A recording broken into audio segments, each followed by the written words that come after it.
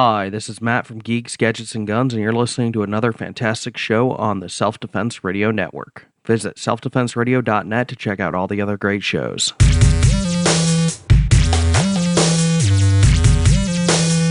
Welcome to Unload and Show Clear, the podcast about all things IDPA. And now, here's your host, President of the Non-Threat Assassination Squad, Lloyd Bailey. Welcome to another episode of Unload and Show Clear. This is a podcast about the men and women who compete in IDPA, International Defensive Pistol Association. Now, I've been attending IDPA matches since 2011, and over the years, I've met some really amazing people thanks to this sport. Ignore all the colorful jerseys and the sponsor logos, and underneath, you're going to find everyday men and women who volunteer their time and their effort and spend their hard-earned dollars on travel, match fees, and gear to make this sport great. And today you're going to meet another one of these awesome people. But first, I want to thank today's sponsor.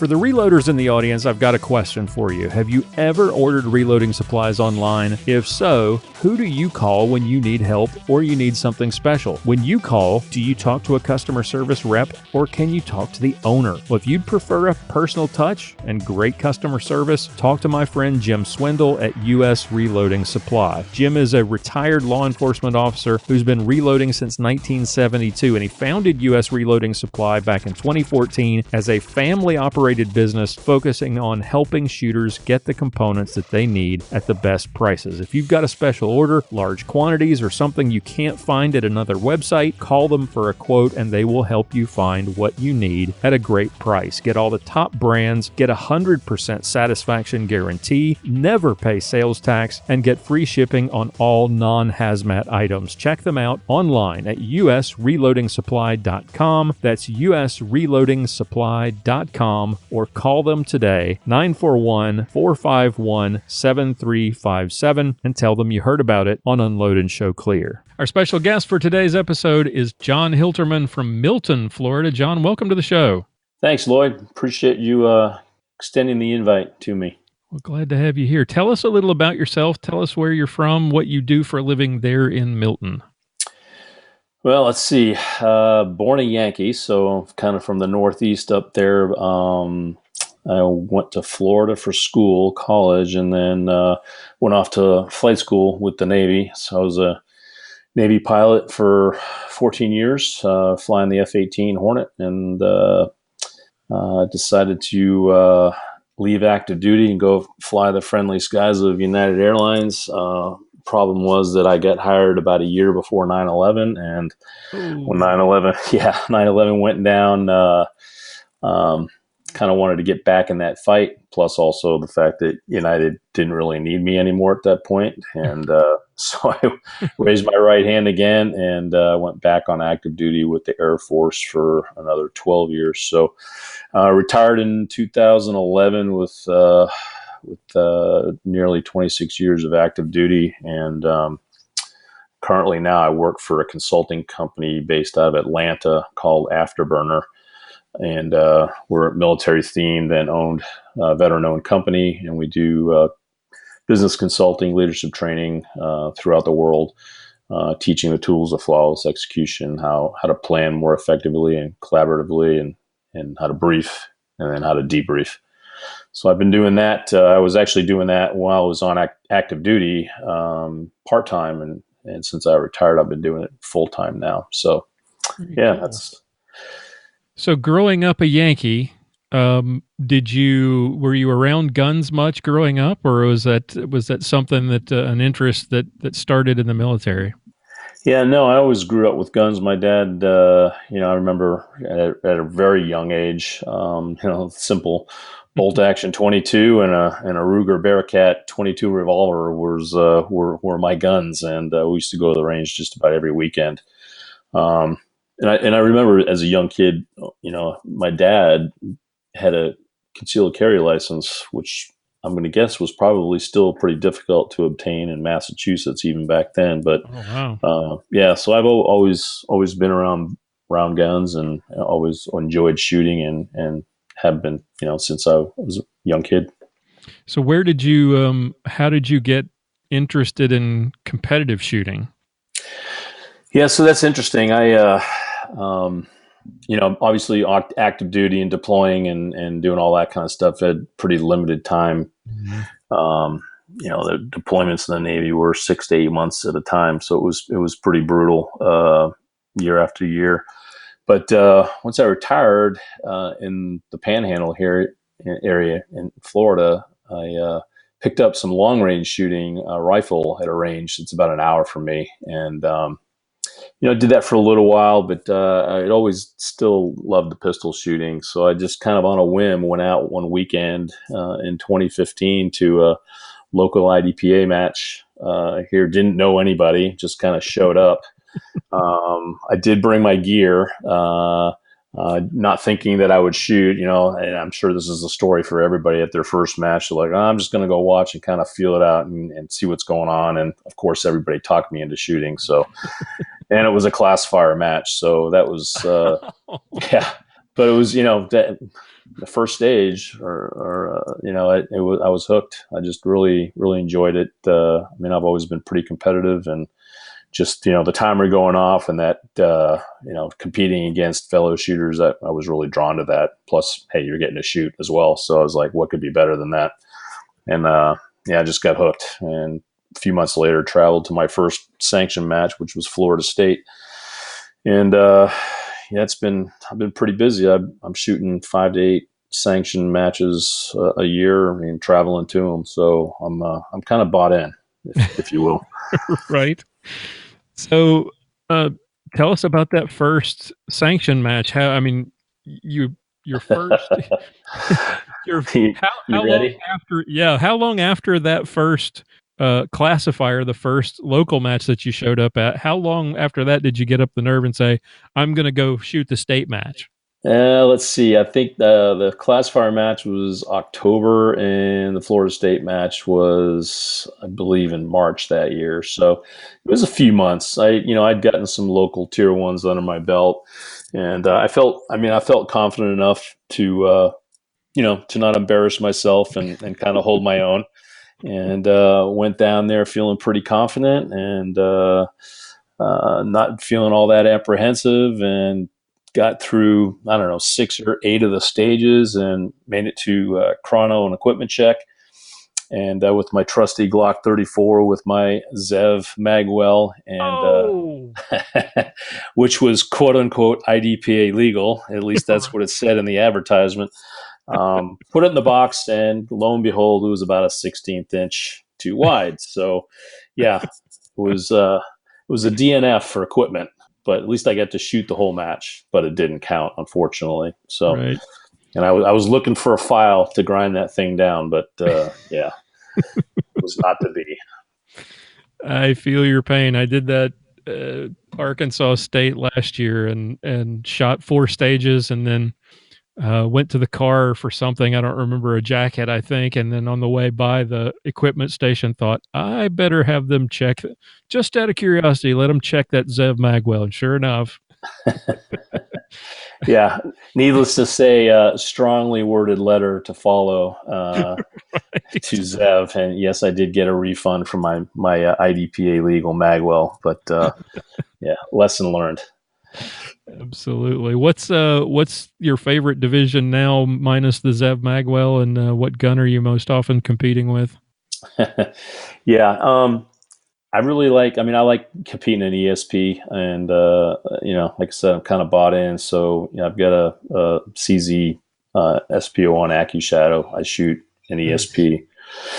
And then I just have a regular CZ75 Shadow for SSP without the magwell, and CZ97 for CDP, and then my trusty Glock 19 for CCP. So I'm kind of all over the place depending on what matches are coming up and what I've signed up for. But I think, my favorite gun to shoot is definitely the AccuShadow. That's just an amazing gun. Nice. And you have, I read in your bio, you've been bumped to expert in 3 different divisions. It wasn't an equity bump. You actually got bumped at 3 different matches, right? Yep, correct. Yep. is that Mississippi State in 2016, and then Texas State the next year, and then New England in 3 different divisions. So tell us about Yeah. that. That's Yeah, that was so Mississippi State. That was pretty early in 2016, if I remember correctly. Yeah, so that was I was shooting the 75 shadow, and with the magwell on it. I didn't have the Aki shadow at that point, and so that was pretty cool getting that bump. The probably the most memorable bump was last year going to New England regionals, which interesting because I was actually up there on business and saw that they had a match that weekend and hadn't signed up, so I was on their their wait list, and I was able to finagle my way into the match. Thanks to the match director, he accommodated me, got me in there. I brought all my stuff, my Glock 19, and I had signed up to shoot nationals in CCP, and I was a sharpshooter. And lo and behold, I go to New England regionals with literally a month before national as a warm-up match for nationals, and ended up friggin' division winner in CCP and got a bump to expert. So here I was planning on being a sharpshooter at nationals. Now I'm an expert, and obviously got trounced. But I thought that was wasn't quite my game plan. But hey, it is what it is. I mean, when the timer goes off, there's nothing you can, there's no throwing anything right down me. And I'm not built that way. I'm going to do the best I can, and ended up being division winner. So very cool. Yeah. Is there one stage or one memory from those 3 matches, from any of those 3 matches that stands out as just, you look back on, you say, wow, that was really fun, or that was really cool. I can't believe that happened. Anything like that over those 3 matches? Yeah, there was one, actually, the Texas State match. One thing that comes to mind, and I don't know, for maybe the listeners out there have heard of Steve Anderson, who's kind of a USPSA player. He's a GM, and I've actually done 2 classes with him of late, and I actually had him come out to our club here in Milton where I hosted him, and we had 6 or 7 guys sign up for his 2-day class. But even before I heard of him, I kind of knew that this was, as far as being physical shooting, yeah, there's not a whole lot of physicality, but there's definitely a lot of mental aspect to it. Mm-hmm. And I really relate it to my time in the Navy, flying, especially off of the carrier. I mean, they're getting back aboard the ship, especially at night, is probably the hardest thing I've ever done on an airplane. And believe it or not, there's a lot of visualization that goes with that. And, to get yourself in the zone prior to shooting the approach and getting back aboard the ship. So, and that directly translates to this stuff. And I remember there was one stage where I really, really, really visualized 3 different game plans based on the opening first shots on the first array. If it went this way, I would go down this path, and that was my game plan. If this happened, I would go down, plan B. So I had really 3 different game plans running in my head. And man, when the timer went off, it just kind of went automatic. And it just amazed me when I was done with the stage, where I didn't really remember shooting it, but I knew that I had done really well. And it was just totally at a almost subconscious level. So that was a pretty memorable stage for me. That's pretty cool. Yeah, I meant to, one of the questions I wanted to ask you, and I've had a guest on who was a military pilot and now a commercial pilot. How does that focus that you develop as a pilot, that kind of calm that you have to have, the focus that you have to, in your case, to land on an aircraft carrier in the dark, how does that translate to? I mean, do you still have the buzzer brain? Or is it, or do you just have a different way of handling it? Yeah, so I don't really feel like I get kind of anxious or worked up, or that adrenaline shot right before I know the timer's going off. I don't think I'm there just because of the stuff that I've done. It just, I don't know. but I will. One thing that definitely translates is, from being a pilot, whether it's landing on an aircraft carrier, just to flying a Cessna around, is the ability to compartmentalize and then really, really focus on what's important right now and put everything else out of your mind. So I think that is a big help as far as being able to concentrate, do that visualization prior to stepping up there and loading and make ready. And then, once you get to work, that disciplined focus on what you're doing right now and what you should be focusing on. I think that, that translates over from aviation for sure. Very good. Now, you were recently named the state coordinator for Florida. Tell us a little about, there's been a bit of a shakeup in how the whole hierarchy works, but we won't go into that just yet until we know how all that shakes out. But tell us a little about the responsibilities of a state coordinator. What goes into that? What your responsibilities are? Yeah, so there's really 5 or 4 big things that I'm going to be focusing on as as a new role in state coordinator, and that's number one, grow IDPA membership within the state of Florida. So anything that I can do either with established clubs that are already out there, or also folks that are up and coming, maybe in an area that wants to establish a new IDPA club, I want to be there for them and mentor and guide and coach as best I can, just to increase our membership throughout the state. So that's number one. The other thing is just representing HQ in the field. So liaising between me and the area coordinator and keeping them advised, both Nikki Carter and Rick Lund, and then kind of serving as a point of contact for other clubs out there, and helping them review stages if they need somebody to look at them, and then attend as many local IDPA matches as I can. Not only in the Panhandle area, but also, throughout the state. That's going to be one of my goals this year, is to get to as many local Tier 1 matches that I can get to, in addition to, the big sanctioned ones. The other role, just being a mentor. And I really enjoy doing that. I mean, that's just by nature. As a fighter pilot, we're good teachers, because we have to be. We're training our replacements, every single flight. So I've always enjoyed that. Always enjoyed being an instructor pilot. So the mentoring aspect of it, I immensely enjoy. And then, lastly, being an arbiter. Just any complaints or issues that need to be fielded from an HQ perspective. That would be an additional role that I would fill. And you talked about going to more the Tier 1, the local matches. Is that that going to give you an opportunity to shoot more or less? Are you going to get to are you going to go out and watch, or are you going to go out and shoot? What's your thinking there? No, I'm going to do both.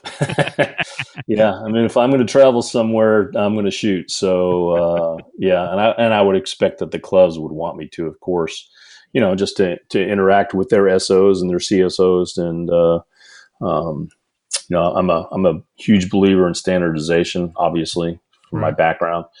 So, and then any of my students that have gone through my SOI classes know that I'm a real stickler for standardized words and commands and rules and whatnot. So, no, I want to see some of that and help any way I can. So, yes, I plan on shooting as much as I can, of course. So, how much? What is with all this, the responsibility that you're now taking on, in addition to in addition to shooting the all the sanctioned matches that you mentioned? What's the practice routine like? What do you do to improve? Is it a lot of dry fire? A lot of what's the balance between live fire and dry fire like? What's your practice routine like? Yeah, it's difficult, obviously, with work, with my job, and when I'm home, I'm not working. I travel to my job, so it's difficult when I'm away from home, unless I want to do the TSA dance and check firearms and all that stuff whenever I go on the road to work, which is problematic at best. Right. So do I dry fire as much as I would like to? Yeah. Heck no. I don't think anybody does. I do when I can, and live fire literally a lot of the times is just, hey, going to the local tier 1 match here to shoot. There's my live fire practice. We're fortunate in this area in the Panhandle that now that my club, we're actually starting this January at our new range. We'll be starting local tier 1 6-stage matches monthly at an incredible new range that's opening about 30 minutes from my house. So just in the Pensacola Panhandle area west of Tallahassee, you can literally shoot an IDPA match every single weekend here. Nice. Yeah. So there's 3 kind of big clubs that operate ours. There's a gentleman that runs a club at Hurlburt Air Force Base on the second weekend of the month, and then another individual that runs third and fourth weekends at another range about 30 minutes west of where I live. So it's pretty nice to be able to have that flexibility. Yeah, give a shout out to your home club. Tell us a little about them. Yeah, so my shooting buddy and I, Mike Osmond, are both co-managing Down Zero IDPA. So we started the beginning of this year doing Tuesday night matches at a local indoor range, which was well received because some people work on weekends. They don't have the ability to get a honey-do list or whatever. Hey, Tuesday night after work, I can go shoot. So we would typically max the match out at 30, and we could only handle 30 shooters, and that's what we drew just about every month. And at an indoor range, which was benefit of that is, hey, we're doing low light stages every month. So turn the lights out, it gets really dark in an indoor range. Yeah. So it was good training and really good turnout. And then this new range opened up, and then it gives us the ability to do bigger and better things. So we're really excited to be able to do 6-stage matches every month. This is an odd question that I like to ask that 9 times out of 10 results in a boring answer. But but every now and then you get a gem. Besides the standard stuff, your gun, your holster, your mag carriers, eye and ear protection, what's something that you consider important that you always take with you to a match, that you always have in your range bag, and why?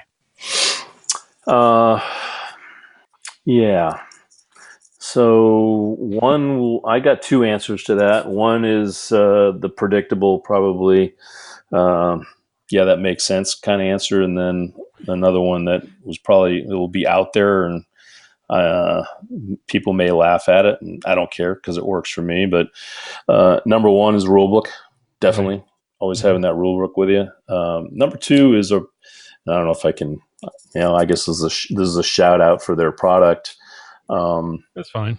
But it's a product called Zip Fizz, and it's just a drink mix. Put in a bottle of water.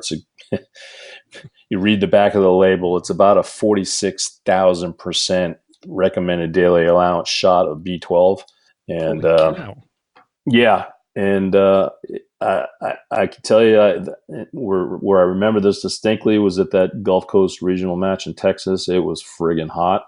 And it was humid, and I got to about stage 6 or 7, and I was out of gas. And I drank one of those things, and within about 15 or 20 minutes, I felt like I was back on stage 1. Wow. Yeah, so a big believer, it works, and you can ask any of the guys around here that I've turned on to it, and they're believers as well. So it's not an energy drink kind of high. It's that B12 is definitely gives you a boost. And it's a big help. I don't shoot a match without them. Very good. See, you never know what you're going to get. You never know. That's right. And I am not a stockholder, so might have to chase down a sponsorship for that. So, as we wrap this up, what is it about IDPA that you love so much, that you would devote so much time to it, that you would go to all these matches, you would spend all the time and ammunition and money and do all the traveling and accept all the additional responsibility? What is it about this sport that you love so much that you're passionate about? Well, number one, I think the investment in time, money, energy, it all is about the people. Obviously people you're gonna shoot with at a match are big believers in Second Amendment, as I am, and I just really really enjoy hanging out with like-minded individuals. So that's probably the biggest draw for me, is just the people that we attract in the sport. Um, just great people. Love spending time with them and love competing against them. And then, the other things we kind of talked about. I mean, I love competing. I love the fact that it's shooting, and there's pressure there, and a lot of it, I think, directly translates to just your ability to, heaven forbid, ever had to use your firearm to protect yourself or loved ones. Yep. You're going to have the necessary skills to survive the fight. So I love the sport, everything about it. It's on all cylinders. I just really really enjoy it. So Very good. Well, John, thank you so much for everything you've done. Thank you for your service, and thank you for what you're doing for the sport. And I have a feeling we'll probably cross paths. If you were at Texas in 2017, we probably walked right past each other and didn't know it. So next time I will know to flag you down. absolutely. All right, that's all the time we have for today. I want to thank our guest for coming on the show and our sponsors for making all of this possible. Take a moment, if you would, to check out the website, check out our show notes at unloadpodcast.com. We've got lots of interviews with more amazing guests like the one you heard today. Join our Facebook group at unloadpodcast.com/Facebook for all the latest updates and to connect with other fans of the show. And if you'd like to support the show, we sure would appreciate it. Consider becoming a patron at unloadpodcast.com/extra. I've got some full-length interviews and special content available there exclusively for patrons as well. And if you know somebody or you yourself would make an interesting guest for a future episode of Unload and Show Clear, please contact me at lloyd@unloadpodcast.com or click on the contact page on the website and send us a message. We'd love to hear from you. Tune in again next time for another episode of Unload and Show Clear.